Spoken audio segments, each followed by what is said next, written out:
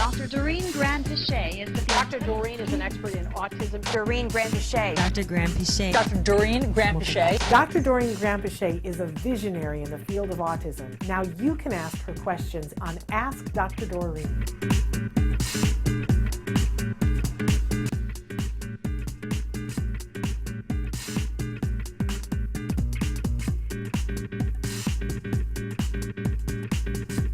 Bonnie wants to know, here's my question. Is it a good idea to move to a Spanish-speaking country with an autistic 7-year-old that is functionally verbal, but mostly in English? He knows how to count to 10 and the alphabet in Spanish. We can hire a bilingual shadow.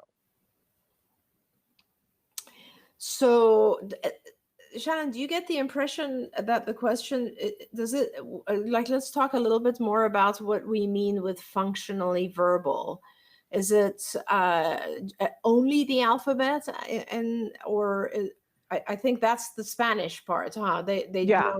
Okay, and so I'm guessing that the child can kind of communicate his or her needs in English pretty well. So assuming that, and we can let the Bonnie respond, but Yeah.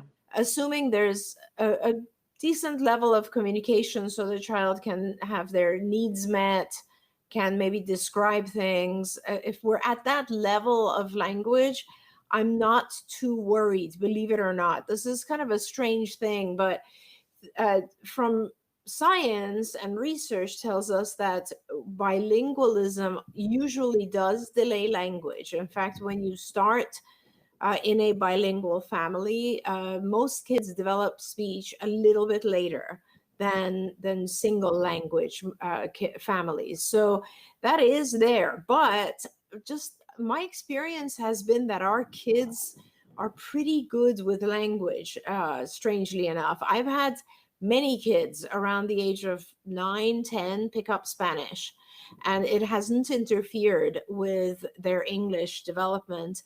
What I really do want to recommend is to make sure of two things. One is, well, it's all one thing really. Make sure that he doesn't get frustrated.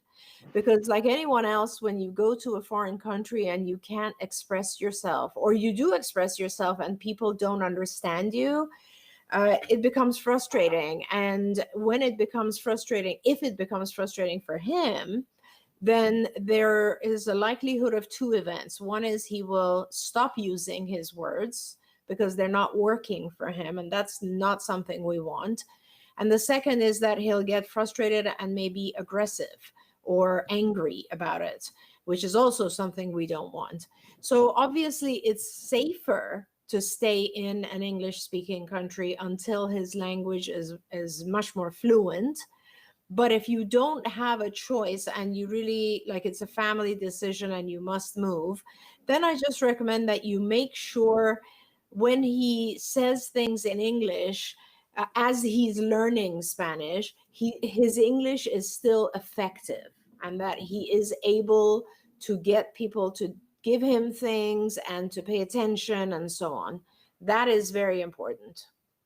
And did you see that she said that he can say his needs in English, but he's not conversational in English yet? Yeah. Yep. Okay. Just wanted to see that. Moving on, I just want to congratulate Christina. She says, my little told us 2 times this morning he needed to poo. And we are so happy he even went poo in the toilet. And we are so grateful for all of our help. And she sent us a heart. And I'm just sending her a hug because I know that this is a mom that's been working on this for a while.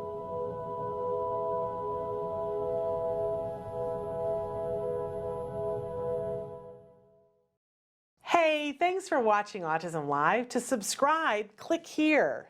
And if you'd like to check out some more of our videos, click here.